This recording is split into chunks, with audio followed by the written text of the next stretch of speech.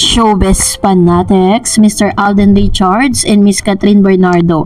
Abay may panibagong controversial issue na hinaharap. But before that, if you haven't subscribed yet to my YouTube channel, please don't forget to like, share, and subscribe at hit mo na rin ang notification bell for more showbiz updates.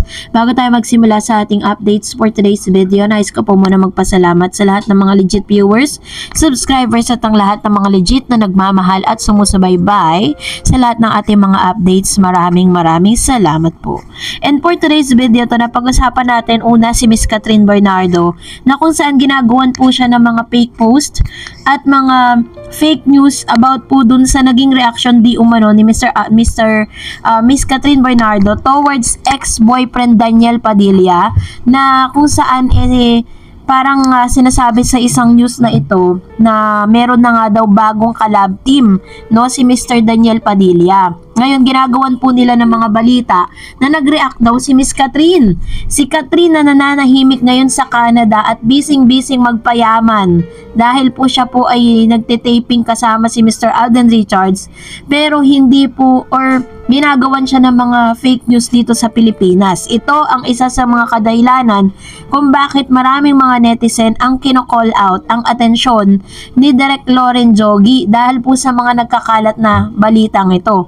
So, kung matatandaan po ninyo, usong-uso po yan sa mga social media kung saan sinisiraan or meron tinatawag na demolition job na kinikreate for Catherine, na ginagawan siya ng kung ano-anong issue, tapos binabalik yung mga fake na mga news, tapos yung mga fake code card nagkalat pa rin na sinabi daw ni Miss Catherine towards Daniel kahit hindi naman.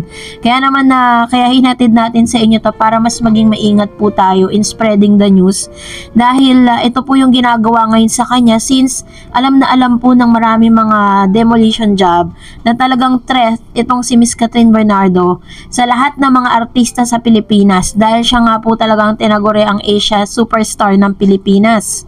Alam nyo po yan. At halos lahat po ng mga kumpanya at mga endorsement ay sa kanya ibinibigay. Kaya hindi po yan, hindi malayo yan. And of course, si Mr. Alden naman, sabi ng isang comment, si Alden ginagawa lang niyang trabaho niya pagkatapos ng movie nila. Iba na naman ang katambal ni Alden. Guys, yan po yung kanyang komento. So, nung tinry natin na i-search ano nga bang pinagmulan nito, panoorin natin to.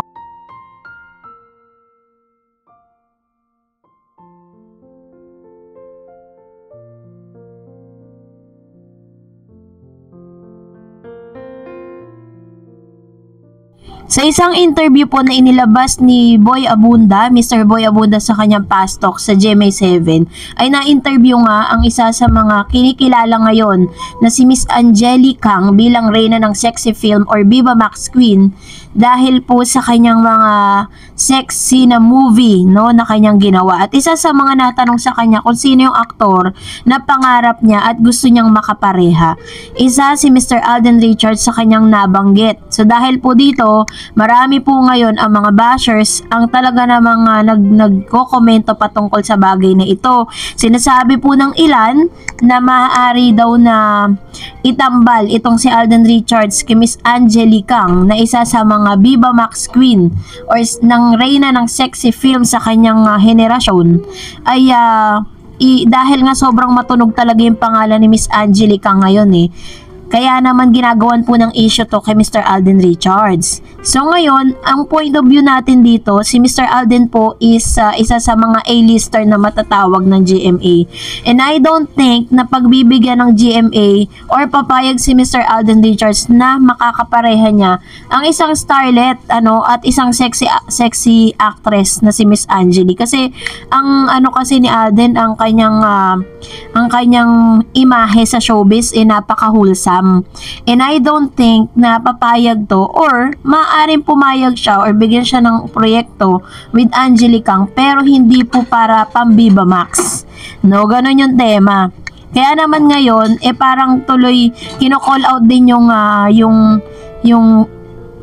yung kumpanya ng GMA na baka daw pagtapos ng movie, gawa na naman agad ng movie with this Angelica. So, dapat po is mag-isip muna no, ang GMA Sparkle with regards to this.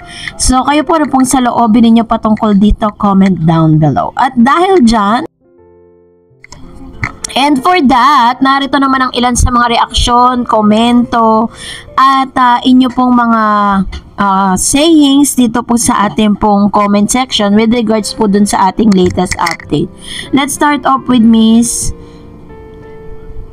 Excel Stage. Regarding sa post, katas kasi si Kim ng PBB which was directed by Direct Jogi, kaya mas matimbang sa kanya.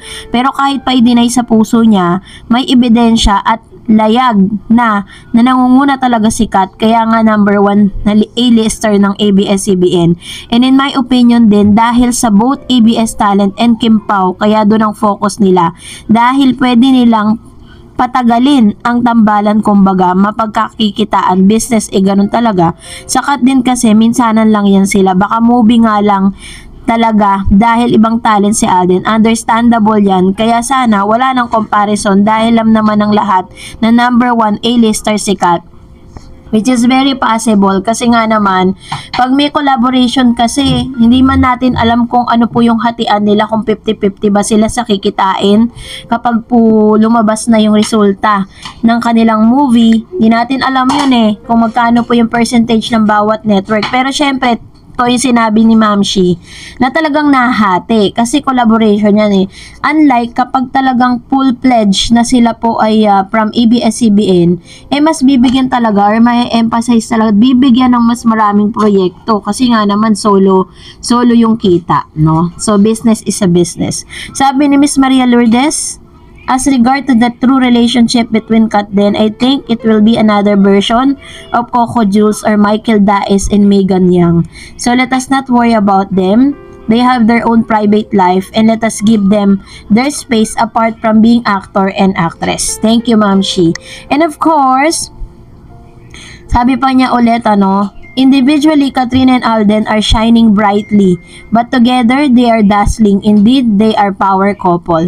Sabi ni Ma'am Shi Gloria, best couple, best love team. Ayan. So, ganun po yung, parang pag sinasabi nila na individually, talagang magsha-shine sila or talagang masasabi mo na, mapag-uusapan at talagang yung kasikatan nila is talagang may evidence, diba? Evidently makikita natin. Pero pag pinagsama sila, powerful yun. Sabi naman ni Miss Mary Shane Limpin, salamat po ma'am sa pagbasa mo sa comment ko. Basta ako, solid kami buong anak ko, sa Kat din, kay Brother Alden. At Ma'am Kat, mahalin niyo po sana ang bawat isa.